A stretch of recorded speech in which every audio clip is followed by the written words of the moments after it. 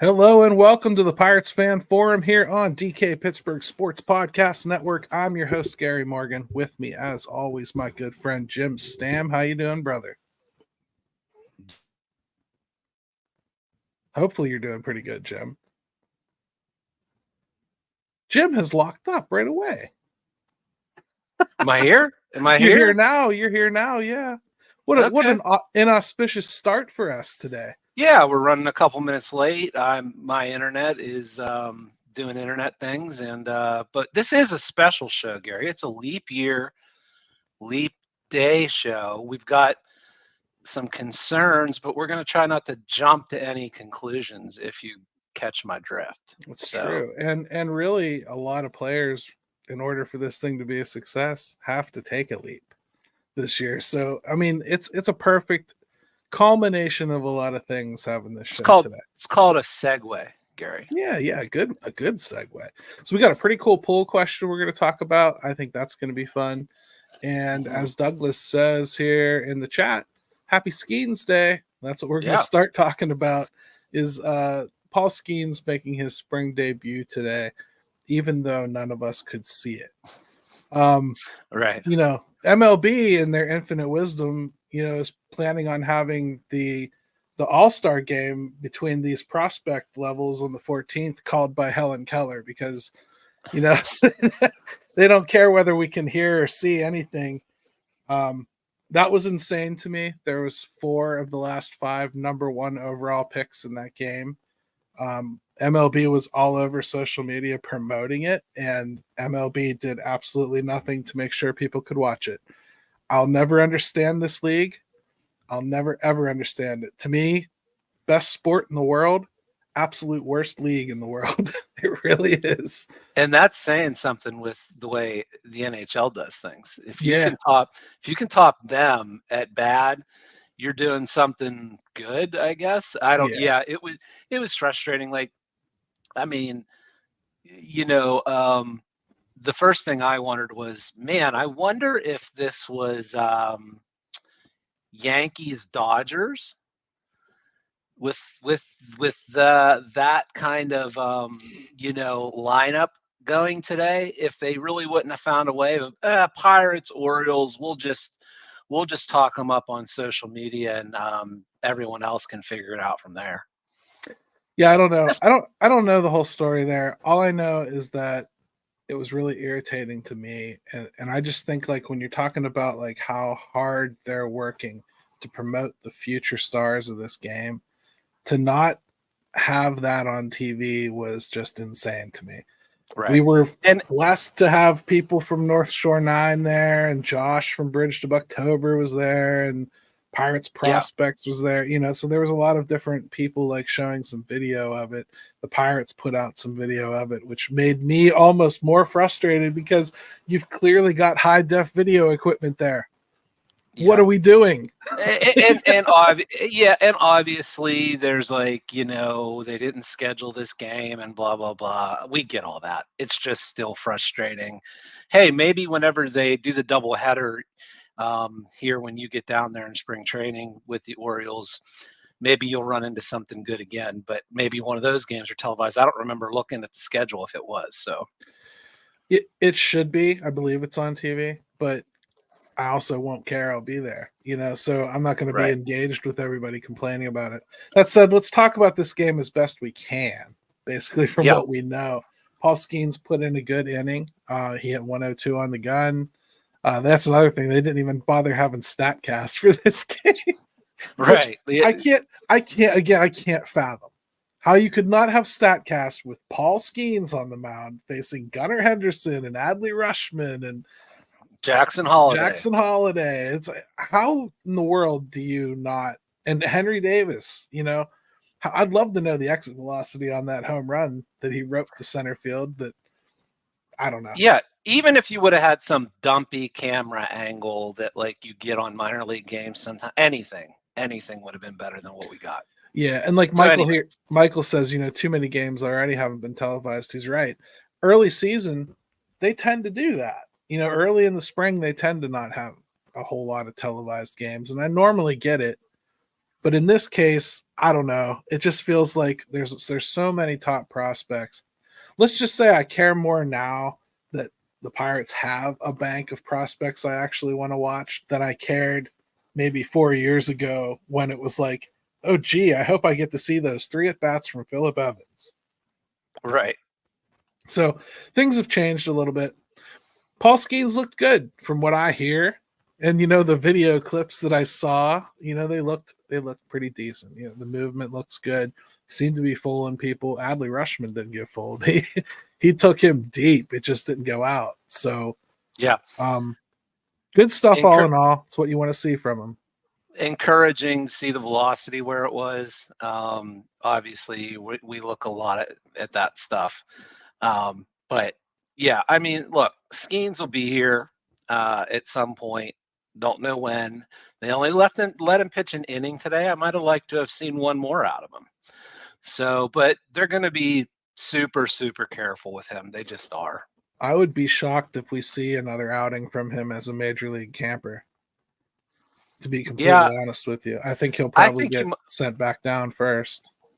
I think you might see one more out of him just because it was one inning, but no more than that. I would agree with you. Right. All right. Henry Davis, obviously, power has shown up. Bat's shown up. He's hit this whole spring. And ultimately, that's why this whole catcher discussion is going to wind up being a big fat joke. Because the Pirates are just going out of their way to make sure that they don't say the words he's going to start or say the words that somebody is a starter. And I understand that completely.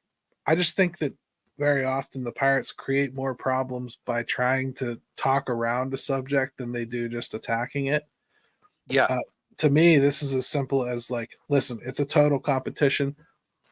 Obviously, we're going to bring Grandal up. He's going to play. We're paying him. But let's not worry about all that until we see who's won what as the spring goes on. That's the best way to put it. We want to see what happens in the spring. Just leave it alone. I don't think there's anything wrong with it's weird how they're avoiding certain words and terms when you could literally just say, hey, we're going to let things play out in the spring.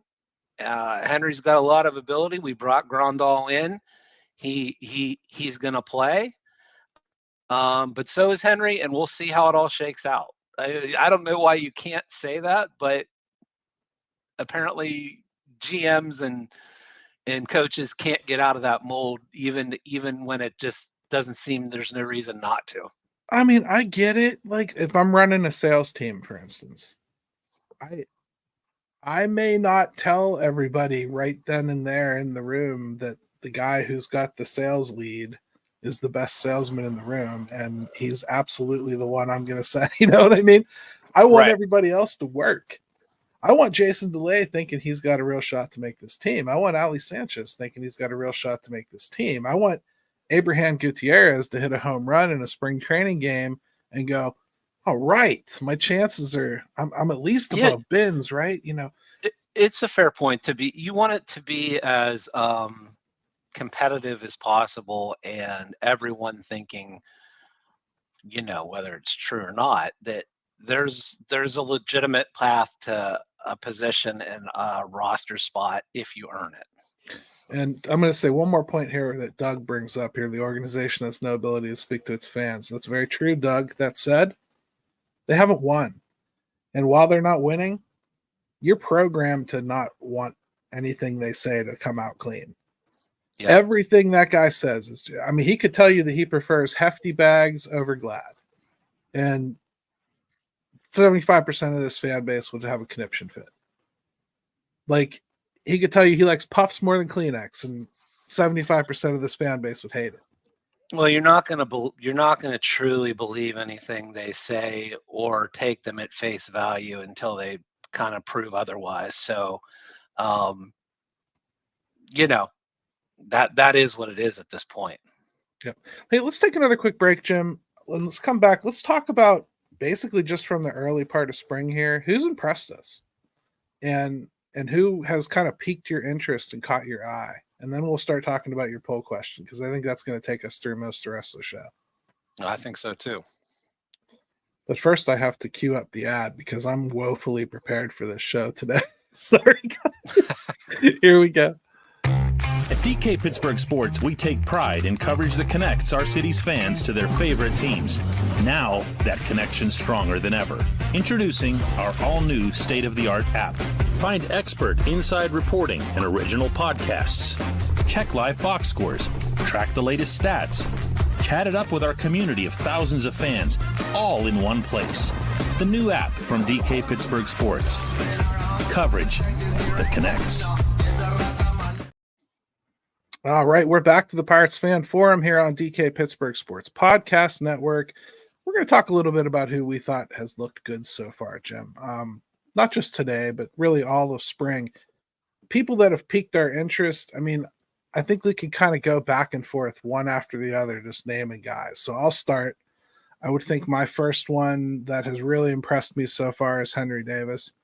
I think behind the plate, I have seen no issues. Now, granted, only one of his performances has been on TV for me to see, but Right. I haven't heard any coaches say anything negative. I haven't heard any players say anything negative. I haven't heard anything negative during the broadcast to make me feel that things have gone awry. Sounds like he's playing a pretty clean catcher, which is good. And he's hitting, like we said, he is hitting, and he's hitting the ball hard. So I see absolutely nothing from Henry Davis to make me feel like there's any kind of threat he's going to AAA for any reason. Yeah, I keep seeing people are concerned about that. I really think something weird would have to happen there. I just do not see it. I think if anything, he's going to hit enough this year to stay. And I am waiting to see some games with him behind the plate. I want to see that just so we can see it for, give him a good 3-4 innings back there. I want to watch it consistently and consecutively. I mean, we saw him today. He did well. I liked what he had to do. I mean, we didn't get to see it personally, but I mean, he did do it for a long time. And Jim just came back to life. So I don't know what's going on, Gary. This is a hell of a show. You don't need to even discuss it. Just I can ramble whenever you freeze, and that's what I just did. So your turn. Who's next for you? Who is the other guy that has piqued your interest? Anybody? Well, I mean, let's talk about somebody who's not going to be here and shouldn't be, but is looking really, really good is Termarr Johnson, right? Yeah. What more can you ask from a kid? And he is a kid. By all Looks every accounts, bit phenom, right? yeah, I think obviously this is the big thing with him is like he's got some the big flag with him still is like he's got some swing and miss in the zone type issues. And I will tell you that anybody that wants him to just flat out start at this age with that issue still being in play with major league pitchers, the way that they can pound the zone, he's got to get that worked out. But clearly the ability is there. You don't do what he did the other day, 2 home runs off 2 legitimate major league starters, pitchers, one of those being lefty. That stuff's not real fluky. I mean, the ability is 100% there. Not easy pitches to hit either. Slider, down and over the plate. He went out and got from a lefty. High fastball, roped the other one out. And he's hitting in general. So, I mean, like, it's not just the power. Another hit today. So I really like the way he's played. I would say my next candidate would be Jack Brannigan. I've really liked what I've seen from Jack Brannigan. He's played shortstop and third base. He has done both cleanly. He's hitting the ball. I think he's putting a good wood on the ball at least, and I like that. I was a little bit concerned about a couple things with Jack as far as strikeouts go and everything. I'm not seeing that. His approach at the plate looks a lot better than advertised. Yeah, the strikeouts are obviously something you're going to have to watch with him.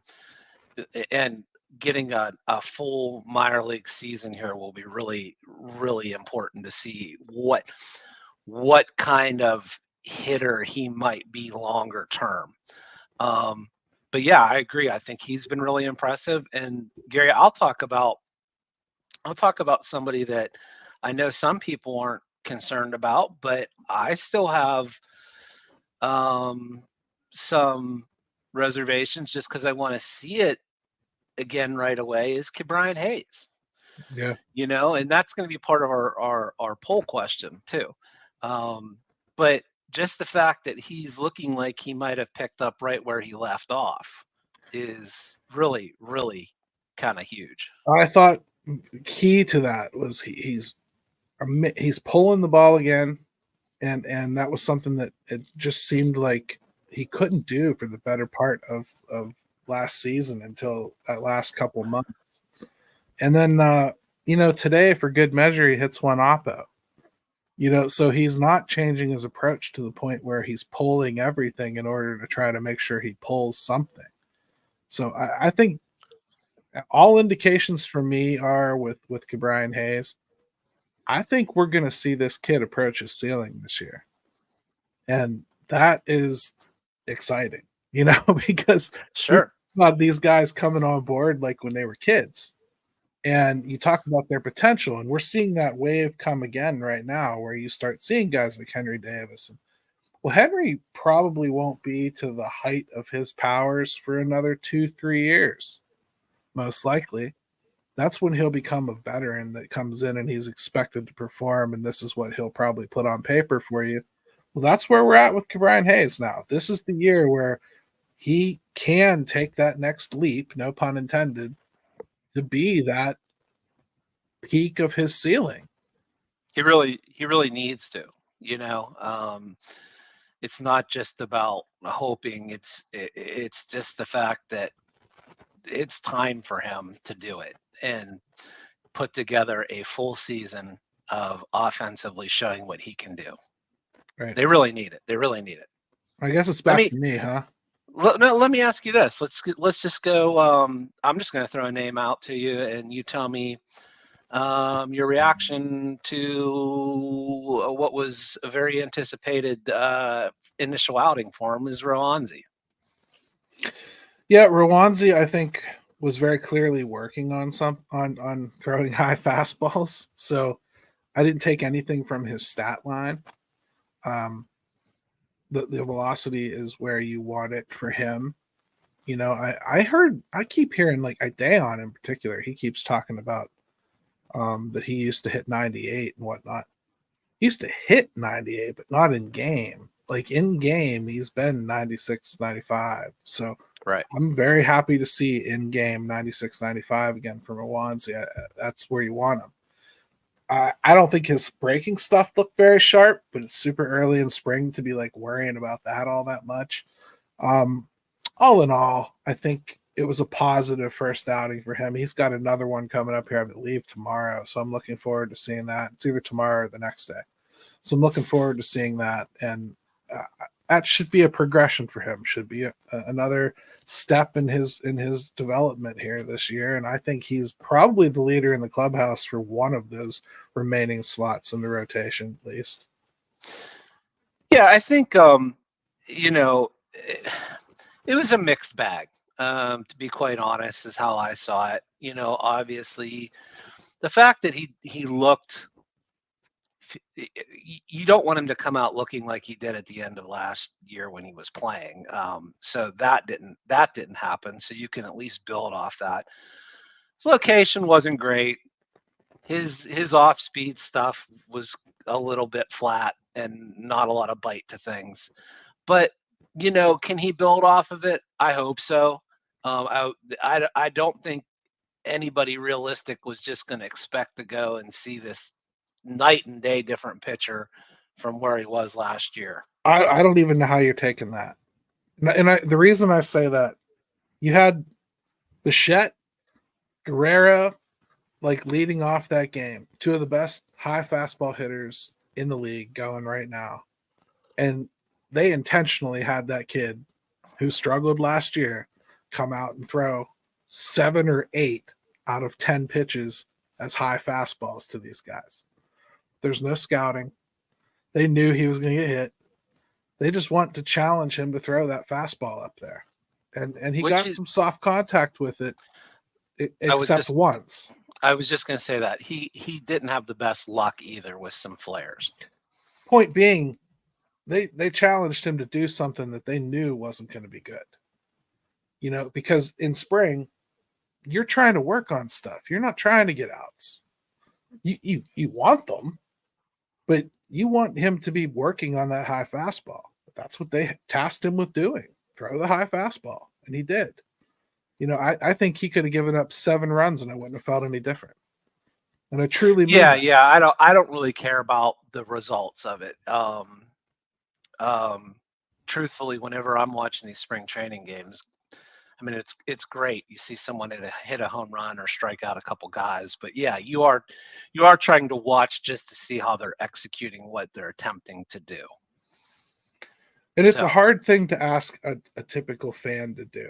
And what I mean by typical fan is like most people aren't watching spring training games. Really, I know that people watching this show, that's probably a large percentage of you are, but most fans aren't watching that. They're looking at the box score. And Rowanzi stunk. If you look at the box score, he just straight up stunk. I think a lot of people watch baseball in general, and I think we all do this to an extent. It's just trying to teach yourself to watch it a different way, which is, 2 for 4 is great, but if they're both, crack bat bloopers, will you take it? Absolutely. Is it indicative of anything moving forward? It's just not. I mean, we appreciate the lesson, Kevin Newman, but now we know. Yeah. All right, I got to throw one out for you now. How about O'Neal Cruz? Because I think first he's shown that he isn't completely made of glass. He's had some awkward moments already, like catching balls in weird positions. Looked today like I sounded anyway from listening to Greg Brown bring it up 50,000 times on the broadcast that he was pulling it as oblique, which scared the crap out of me. Everybody. But then he came out and, struck the single and he looked fine. 2 for 3 today. He seems to be putting good swings on balls, seems to be patient still. He seems to be taking pitches that he has no business swinging at instead of trying to golf things out opposite field. And I don't know ultimately what that'll do to him, but the important thing with O'Neal is he healthy? I think he's healthy. I got to be honest. And maybe, you can either reinforce my belief here, or maybe you have a different take. A lot of people seemed really worried about his health. I'm really not. I think at his age, with as much time as he's had to rehab it, guys have had far worse injuries. I don't think it's going to be an issue. I really just don't. I think if he struggles, it's not going to be because of an injury or him. I don't think it would be why he struggles, but I think it could be why he isn't able to play nearly as much as you'd like for a superstar. I think he is going to run into soreness issues, and I think he is going to have to sit, and I think he is going to have to DH here and there just to give himself a break during the season. I don't see him playing 130 games at shortstop this year. I think they'll give him breaks. Probably not. I think they'll give him breaks quite a bit, and I think that leg has a lot to do with that plan. Yeah, it's not that he won't have to still adjust to the rigors of playing every day with it. But as far as him re-injuring it or something of that nature, I'm not concerned about that. I think he'll be fine. I think he'll be rusty to start with, and we'll go from there. Yeah, I'm actually pleasantly surprised by the lack of rust that I think I've seen. He's putting good swings on balls and seems to be doing what he wants with them, which I think takes a lot longer to have happen than he's shown. So he's probably worked very hard this whole off season. It's good. There's no cure for it. He has to face live hitting. Pitching. He has to play games, and that's really the only thing that's going to create that confidence. Let's talk about some people that maybe haven't performed, huh? Unless you got a few more pitchers, I guess we could talk about Braxton Ashcraft. I thought he was great. Jared Yeah. Jones. Both of them have looked really, really good. Not sure where they fit into the, near-term plans, but it's what you want to see from some of these guys, right? Some of these younger guys that they're going to have to rely on sooner or later. Right. And I would have to say, I think Jared Jones is probably, I had him ahead of Paul Skeens as far as like guys I would see getting called up, like from that echelon, of high prospects that aren't on the 40. I would put him ahead of Paul Skeens. I'd probably leave him ahead of Paul Skeens after what I've seen. I think his stuff is electric. I mean, absolutely electric. That's that kid's scary. The biggest fright with Jones is, does he have the stuff and the stamina to be a starter? Right. And there's no way to find that out without seeing. But that kind of stuff, that arm, whew. Yeah, you wonder physically if he can hold up as a starter, just because of frame wise and whatnot. But I mean, even just the feedback we got from the other day and looking at the peripherals on his stuff, he looked really, really good. I mean, yeah. There's not a lot to be upset about. Ashcraft is a guy who's never pitched a lot because he's been injured most of his career. So this year they'll look to stretch him out. I expect him to start in AA. I bet he's in AAA before the end of the year. The stuff is crazy. His issue's always been staying on the field. So if he stays on the field, he'll move. And I think if they decided they wanted to call him a bullpen arm right now, he'd be there this year. That's how good I think his stuff is.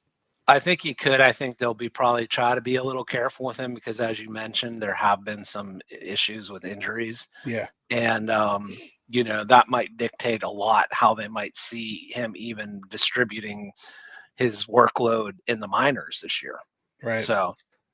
And Sheng-Chi Shang has been pretty good. I like what he's done. He's hit home run. He's hit period. And he's played really good defense as advertised. Worth every bit of that 40-man spot that he took up. Well, that's what I was going to say is you can see why he's got one of those spots. You wouldn't dare leave someone like that unprotected or to be plucked. So really good showing for him. I mean, yep. Not a lot of experience under his belt, obviously. So look, a lot of the young guys have looked pretty good that they're going to need. So I think that's the biggest positive so far early on is some of these young guys have looked pretty good, like they belong. Yeah. So let's do some negatives because, there's never really any positives without negatives. I don't want to do like expected negatives. Like I don't want to be like, oh, hey, Billy McKinney hasn't looked good. Who cares? Like, and plus he did fine today. He had a hit. Yeah. I think Gilberto Celestino, if he had any faint hope of making this team, I don't see it now. He got a hit today, but I just haven't seen much from him. Good center fielder, it looks like. Just, I'm not sure that's enough. No. And I don't think Jack has looked particularly good. I know he had another rough day today. I think he made a good play in the field. Couple Ks again. Yeah, that and it seemed like they were Ks looking again, which is kind of a problem he had last year. You'd really love to see him have worked on and eliminate. That's something to keep an eye on. It's way too early to be making a judgment that he showed up and he's doing the same thing. I think that's something that we're going to have to keep an eye on because if he's going to continue to take that strike, it's eventually going to catch up with him. Yeah. And overall, just looking at the outfield, still kind of sorting that whole thing out. There's a lot to be sorted out, I think. I was going to go into Olivares next because Olivares has not impressed me. Now, I like his swing. I like some of the stats that he put down for Kansas City. He's got a little bit of a track record. He's probably going to make this team, whether I think he's good or not. I But think he will make the team. I have just not been impressed, and I don't know what it is about him. But you ever just watch a guy play and you're just like, yeah, no, I don't see it. Mhm. I feel that way when I watch Olivares play. I just don't see it. I don't know what it is that's missing, but it is not there. You know, to be fair, just like for pitchers, it's early. Some guys just don't look good at the beginning of spring or the season. I'll tend to agree with you in the sense of I don't get blown away by anything that I see. But it's early. I do think he's going to make the team because, quite frankly, I'm not sure they have an idea of how it's going to shake out. I really don't. Palacios hasn't even played yet because he's hurt. So Well, you got there. We've got some things going on there, right? We got Palacios, Kutch, who also hasn't played because they're nursing him back.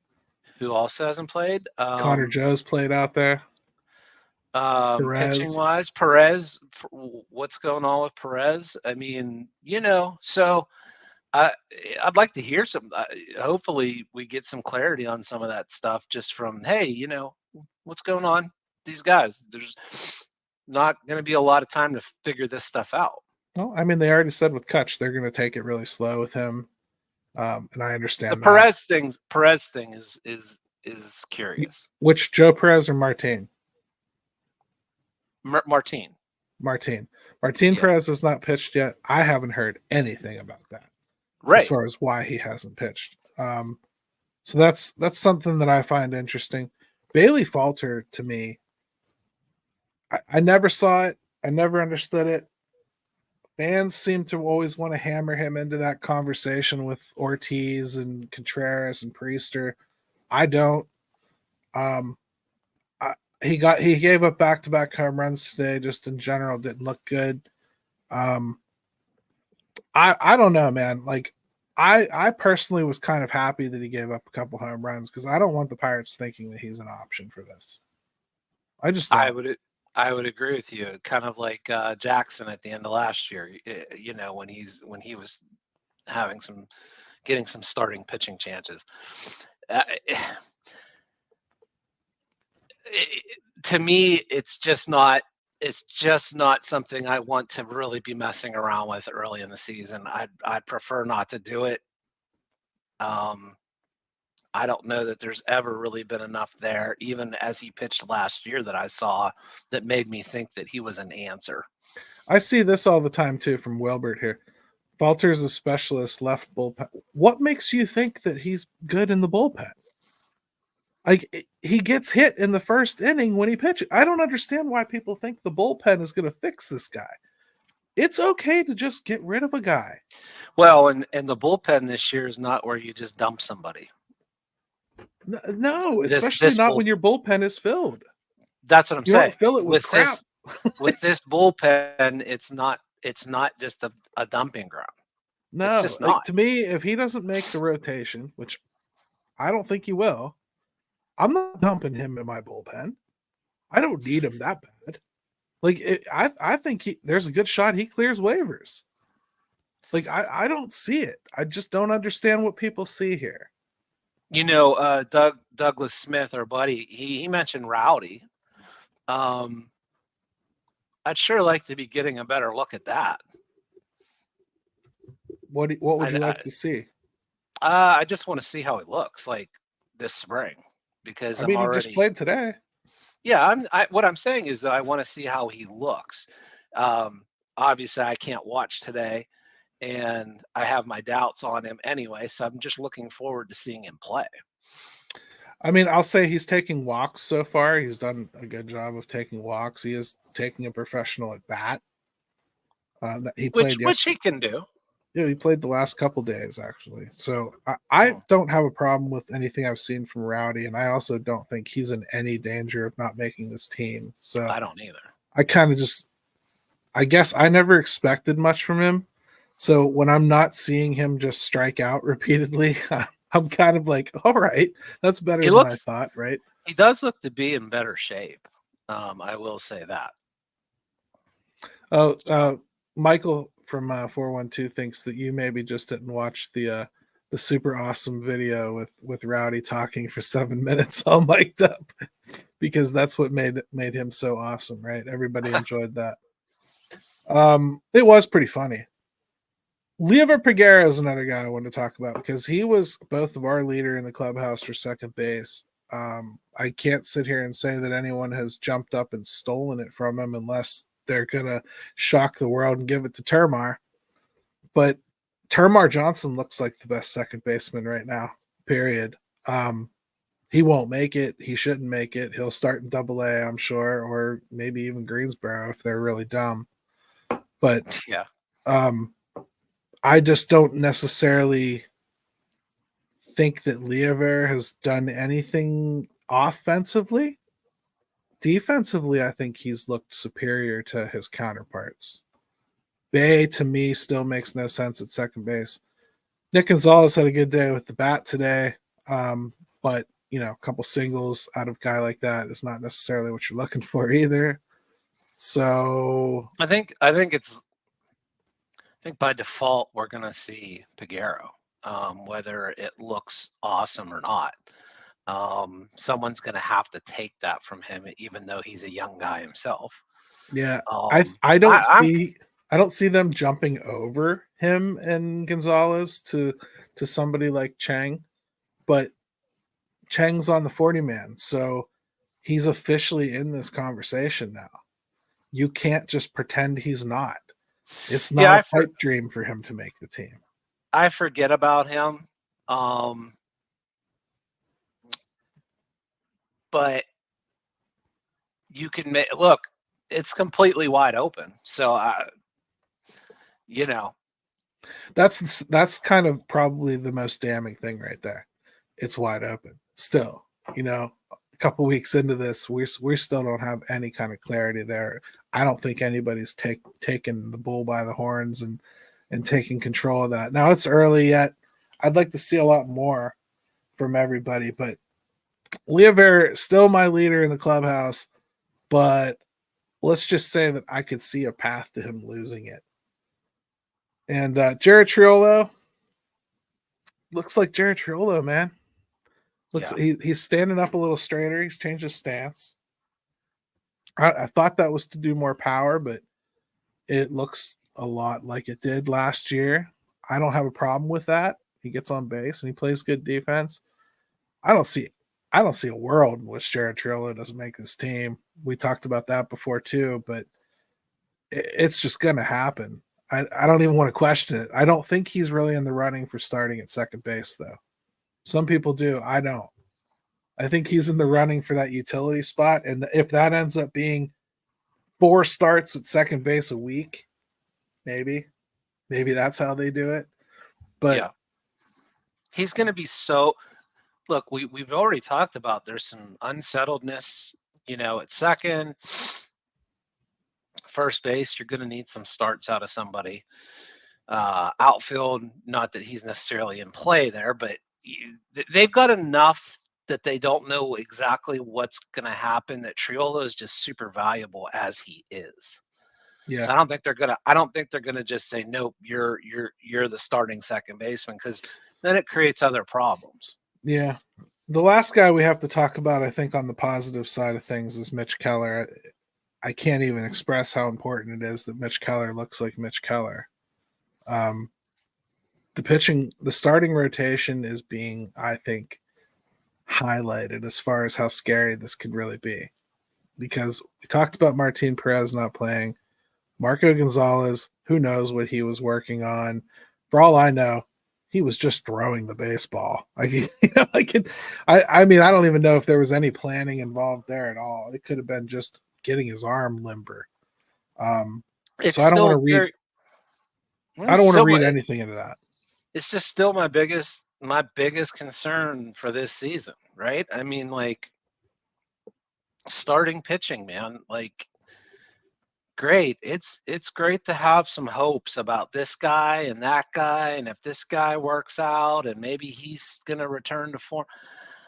So it's all well and good, but geez, you got to have some guys that can eat some innings, if nothing else, and nothing will sabotage them quicker this year, at least, than not having enough guys that can do that. So I would tend to still agree. still think it's the biggest concern out of everything. I think their bullpen's going to be pretty darn good. The offense is going to take a step forward, but man, you better have someone that can take the ball every 4 or 5 days and not embarrass themselves. Well, here's the natural question that people ask right away when you start talking about that sort of thing. You say, well, they need all these innings covered. Well, they're watching Jared Jones shove baseballs up people's backsides. They're watching Paul Skeens throw 102 and strike out other number one picks. They're showing Jared Jones look crazy and just these sliders. They're all over. Ashcraft looks incredible. We're going to see Solometo here. Like we saw Solometo today look good, right? So, well, we heard Solometo today.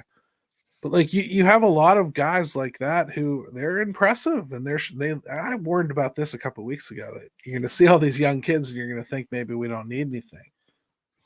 Well, the reason that you do is because those kids, for the most part, if you look at their pitch counts and how many they've actually thrown, how many innings they've actually thrown, most of these kids are going to be just about dead by, I don't know, August. So, like, Derek Shelton just did a great job the other day of explaining this when he was talking about Quinn Priester. You know, somebody asked him, like, well, what was it like seeing Quinn throw hard again? I think it was Dayon, actually. Asked him, what was it like seeing him throw hard again like that? And Derek's like, well, the Quinn we saw last year was not the Quinn we're seeing. This is the beginning of the year. That was the end of the year. That's a different pitcher. You know, he did a great job explaining that. I actually wish he could have expounded on it a little bit more, because a lot of that gets chalked up to like, oh, Oscar Marine is teaching them to throw slow balls, and he's out there taking their velocity off them, and then he just kicked them right in the butt. Every time they throw the ball fast, they just say, get out that mound. Well, that's not the way it works. These guys are dead by August or July, you know, like when they're minor league pitchers. Sometimes what you really start to value about starting pitchers is, like, at least I do, is like kind of like the grown men that are kind of like the Ivan Novas of your staff, where, you know what, they're probably not the greatest. They're not terrible, but they're going to go out there and probably give you 5 or 6 innings every time out. Every once in a while, he'll mix in a good start. And it just keeps things moving, right? It just keeps everything moving to where it doesn't start snowballing on you in other ways. And those guys, they're a lot harder to come by sometimes than I think people realize. And it's probably why even, like, you know, when you talk about the value of like a JT Brubaker, he's kind of that way too.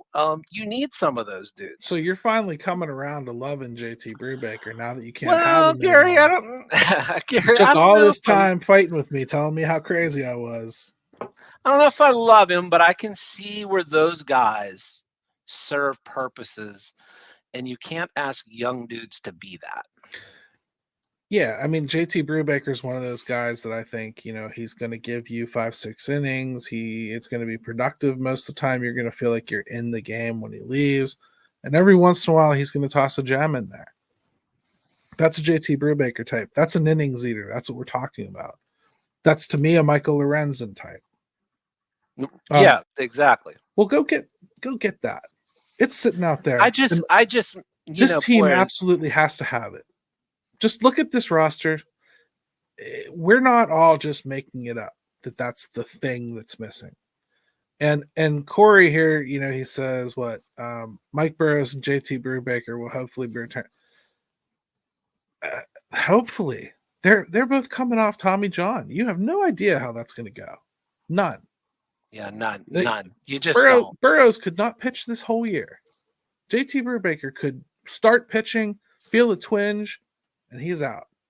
Or JT Brubaker could be right on schedule and come out, and when it really starts to matter, it's just not there yet. Like he still needs like that full 6 months more to just really start looking like even JT Brubaker was before. It's too much of an unknown. Especially we talk about unknowns.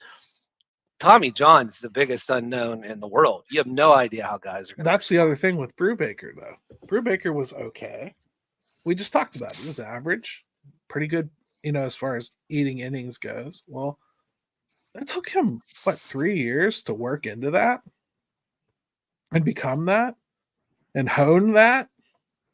Yeah. Now he's going to come back from injury. You expect him to jump right back into it and be JT Brubaker he was? I don't. As a matter of fact, when guys come back from that, I look at like whatever time is left in that season, you might even see some ugly baseball from them. Like they're just going to go out there at some point in time. They just don't have the movement. They don't have the feel. They don't have, the velocity yet that they quite want. It's just not back. No. This talk got out of control again. Woefully unprepared for this show. Let's take another quick break. Hey, these were concerns. They were concerns. They were concerns. Let's take another quick break. We come back. Let's do the poll question, huh? Yeah. At DK Pittsburgh Sports, we take pride in coverage that connects our city's fans to their favorite teams. Now, that connection's stronger than ever. Introducing our all-new state-of-the-art app. Find expert inside reporting and original podcasts. Check live box scores. Track the latest stats. Chat it up with our community of thousands of fans, all in one place. The new app from DK Pittsburgh Sports. Coverage that connects. All right, everybody. Welcome back to the Pirates Fan Forum here on DK Pittsburgh Sports Podcast Network.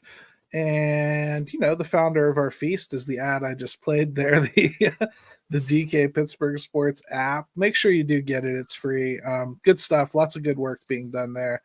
The feeds, if you complain about Twitter all the time and you get tired of people that complain and just want to be trolls, well, go and follow their feed and you can have a lot of that same experience talking about the sports you're watching in a live environment, and you don't have to deal with the troll aspect of things. You just get to deal with other people that paid to be there. So it's pretty cool. Yeah, and that's the thing. Like you can get more with people that are actually interested in discussing things rather than just, the morons that we get on Twitter. So I actually don't mind getting punched in the face. So I mean, I just prefer X. I don't mind that at all. But we like entertaining ourselves at times. Right. So let's talk about your poll question. Poll question, I liked it. Mm-hmm. Who would you be most concerned about getting off to a slow start to the regular season, say 6 to 8 weeks? Which most people would, probably tell you is a little bit long, right? 6 to 8 weeks is eternity, right, Jim? That's 2 months of the baseball season. They could be in last place hopelessly by then. So you said, tell us why. We'll get this topic and some of your comments on the show. I'll just give the readings too, and then you can do the comments because you got all those bookmarked. O'Neill Cruz won this with 35.2%. Henry Davis, 32.5%, Jack Sawinski, 14.2%, and Ke'Bryan Hayes, 18.1%. Not the way I thought it would go, to be honest with you. As far as concerned, that said, maybe I took it a little bit differently than some of our listeners did, because O'Neill Cruz, to me, I couldn't even put him on this list if I really was to make this up myself, because I can't be concerned about him starting out slow. He just missed a season, so that's where my head instantly went. That said, would it make me more concerned about the overall season? Yeah. So I get it entirely why he would win it too. What did you take from it, brother? What did you vote? Yeah, listen, O'Neill Cruz to me was not I was surprised that he was number one. I look at O'Neal Cruz and I think if there's anybody that I would expect almost to maybe get off to a slow start would be O'Neal Cruz. He has not played. He hasn't seen live, real at bats in a long, long time now. Major league at bats. He's not necessarily the fastest starter in the world anyway, throughout his career. So to me, O'Neal Cruz would be the type, he could start off really slow, and then once it starts, the timing's back, and he's um, he's just feeling comfortable. Then I could see him going on a heater. But at first, a month or two with O'Neal Cruz, he doesn't surprise me that he let it. To be Me quite too. honest, I mean, I voted Henry Davis because to me, a slow start from Henry Davis, I just don't want them toying around with denying him opportunity at all this year. And so to me, a slow start, I don't want to see them slow walk with him at all. I want him to charge into the season and just take this position by the balls.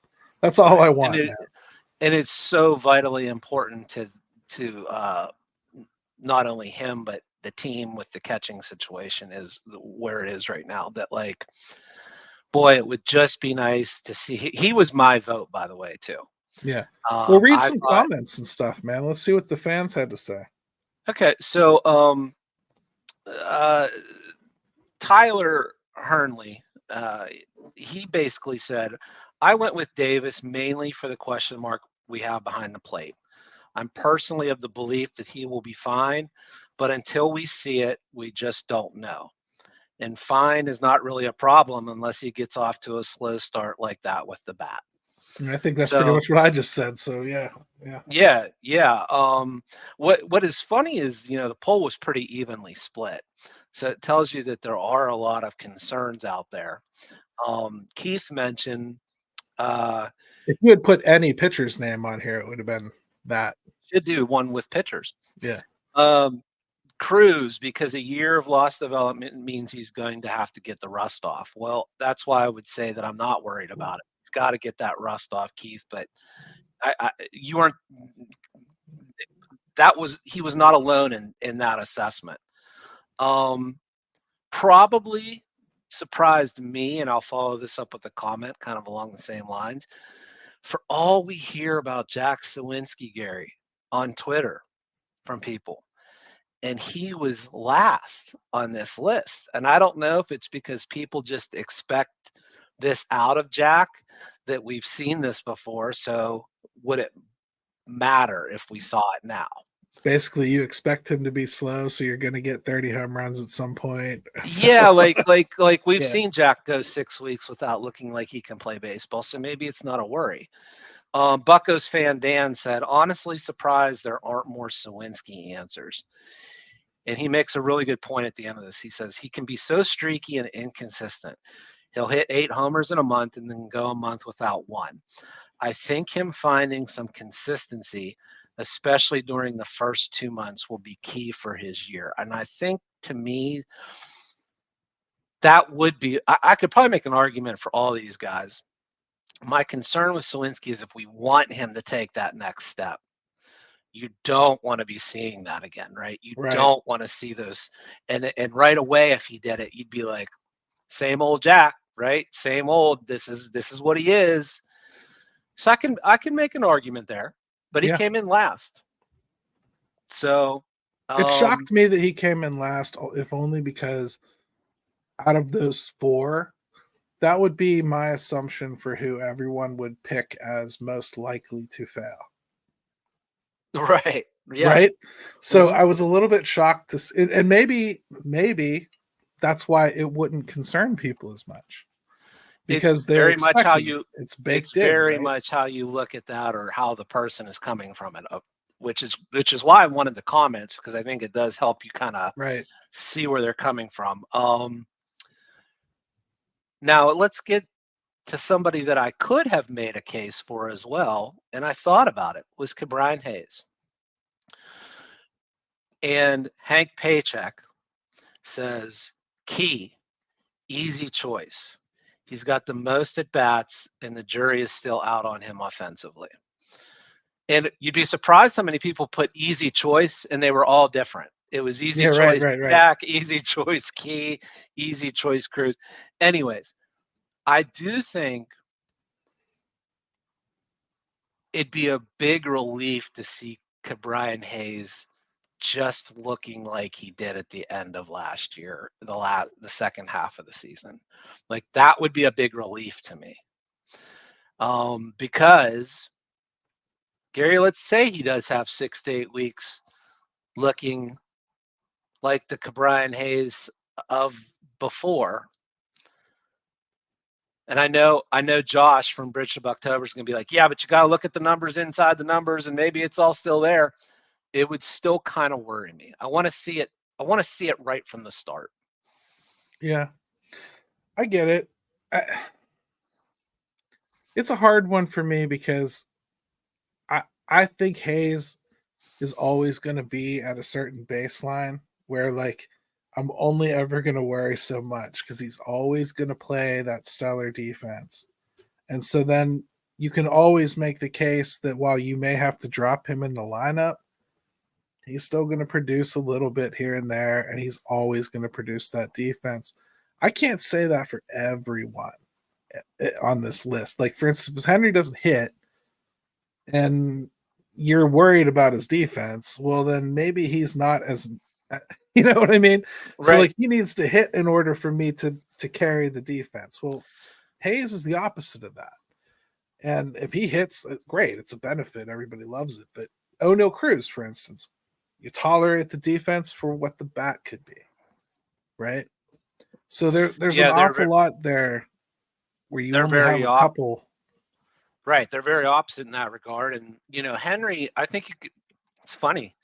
Could probably, like I said, make arguments for each of these guys. One Dave way or White the other. Here says, if this question was this time last year, I might have said Reynolds based on his up and down seasons.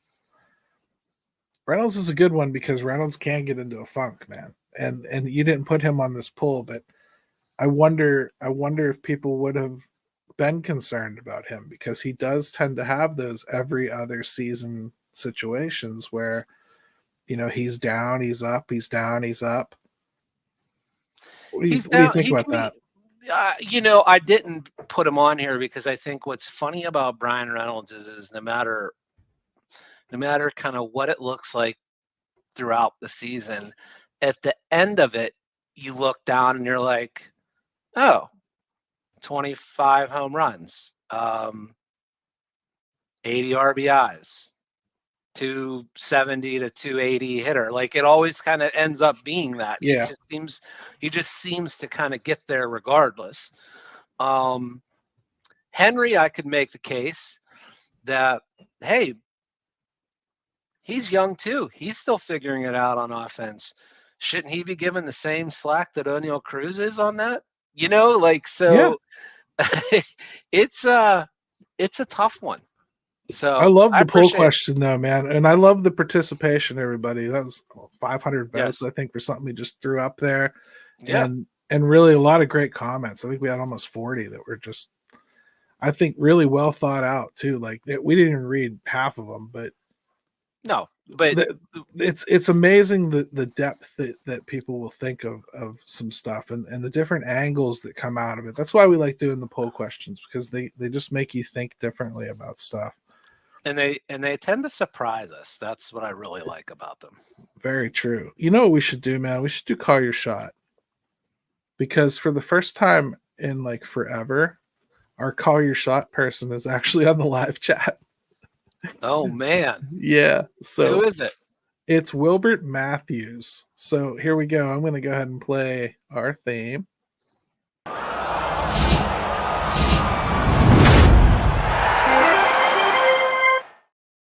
All right. And Call Your Shot is brought to you, as always, by shopyins.com. And Taylor has a special message he wants me to make sure I get out to everybody here.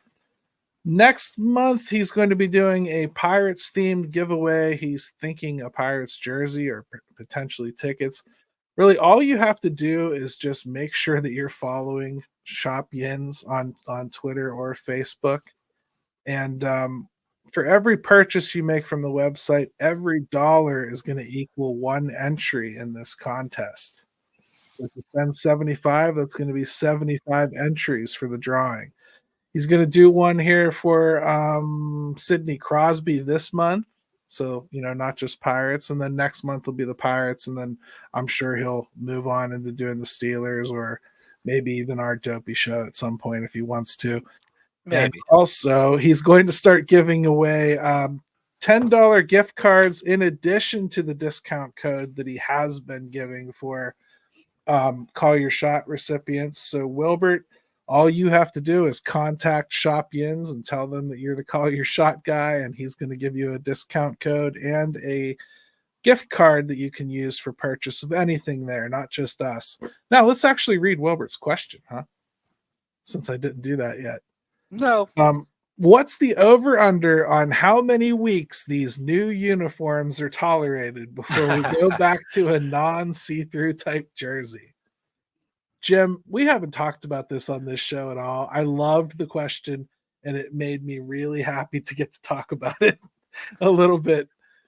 What do you think of the see-through uniforms? And personally, let me answer the question too. I think it'll go all year. I think that it's well out of the barrel already. That's done. Yeah, I think it is gonna be that they're just gonna have to deal with it. The first thing I think, and I want everybody to picture this, see-through uniforms, pouring down rain, Rowdy Tellez gets a little wet. Tell me that doesn't get your juices flowing out there. So think about that visual for a second. It's frightening. I mean, now I gotta say, when I've watched the games though, Jim, and I've seen the pictures on social media of guys like, bending over, you see the athletic supporters and, or more. I get that. But like when I'm watching the games, I haven't noticed it at all. Like at all. And I think if anything, what's bugged me more? They're not allowed to tailor their pants differently anymore. So like, guys that have traditionally worn really baggy pants, they aren't. And guys that have worn like really tight stirrups aren't. Like they have very specific lengths they're allowed to use now. Well, think about it. You've got everything from the long baggy pants to Carlos Santana going straight up thigh high. Look at this comment from Jason. See-through pants, can't hide that phone in your pants anymore, Castro. I love it. Pop culture references built into baseball talk. It's what it's all about. When you see the uniforms paired up, like I personally have way more issue with like when you see it next to some of the older uniforms and you see the lettering and the spacing and all that, it does look kind of bad. That to me is the biggest issue. The see-through stuff, from what I understand, it's more like, was it more the shirts were the same and the pants were different or something like that? But I agree with you. I think that like, man, they've got all this stuff rolled out already. I just can't see them saying, oh, you're upset about it. They'll readdress it maybe next year. I bet they will next year. I think they'll probably give a new contract out next year, and Nike will probably never work with Fanatics again. But because I mean, man, that's a ding on Nike. They've been putting out good uniforms for a long time, and then all of a sudden, they partner with a new manufacturer, and this is what's happening. That said, these things were all submitted. This stuff was submitted to MLB. MLB saw this and signed off on it. Oh, and if MLB did, the players union did too. So there's hell to pay. There's somebody that approved this. There's somebody is going to have the scene from Elf where you walk in and they go, who signed off on this print? And then he goes, oh, the printers are slipping up. And then he goes, is this your signature, Hobbs? Well, that's what's going to happen. I mean, now signed for it. Weren't these uniforms supposed to be like cooler or more comfortable to wear? Wasn't that part of it? That was what I heard. Yes. And Now, very, very, very cool. maybe in July and August they actually work a lot better, and maybe players say, okay. But yeah, it's another indication of like baseball typically finds a way to screw up even some basic things. Yeah, and Wilbert says the only reason that he even noticed it is Reynolds mentioned them. This is actually cool, being able to have the person that did call your shot follow up. Like, right? Yeah. The only reason that he even noticed it is Reynolds mentioned them. He never complains about anything. Yeah, well, that's true. I mean, if Reynolds complains about it, it's probably a pretty big deal. But it's not going to stop the game. They're going to keep going with it. I think unless we start seeing like somebody slides into second and they stand up with a bare ass, I just don't think it, or somebody is standing there and gets like, full log, like on camera. I just don't see it happening, man. You know what I mean? Like, I think for the most part, everyone's just going to deal with it. The cameras will pan back a little bit if they have to make sure that you're not seeing anything. What's really going to be dicey is when they do those slow motion replays of somebody like sliding into second base and like they're doing the zoom in to like have the glove and the high def, the 4K. Did he graze with his glove? And like, I have a feeling we're going to see something graze that we don't want to see. I was just going to say, we're going to see a slow motion grazing of a member that is going to create an out call that is going to have to be replayed. And but the other serious part of this is there are a lot of like jersey snobs out there, and like, yeah, they hate this stuff.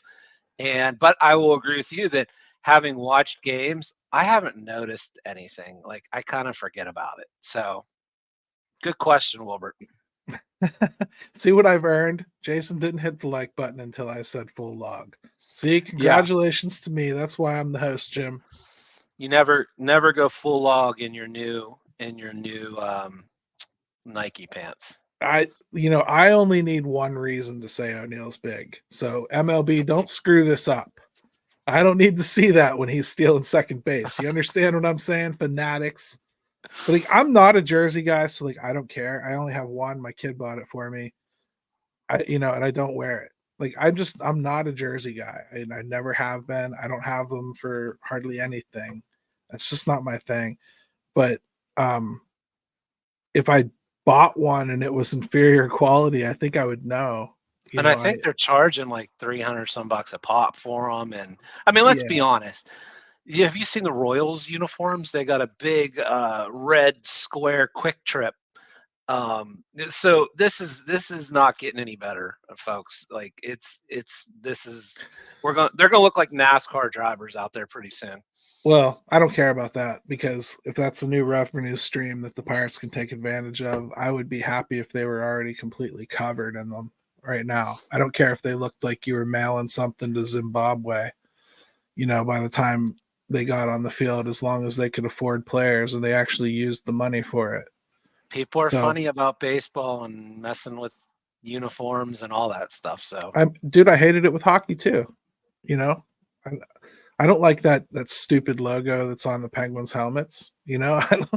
So I just deal with it. It's part of it. It's how they create revenue streams. If you watch European soccer at all, you're desensitized to this by like 1,000 times over.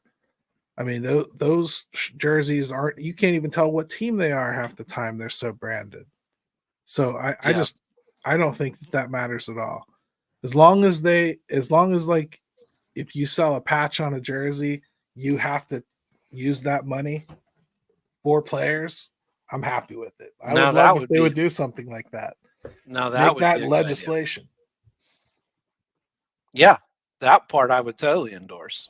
Yeah, I'd be slapping Permani Brothers and Turner's Iced Teas and Iron City Mango all over the place. Right.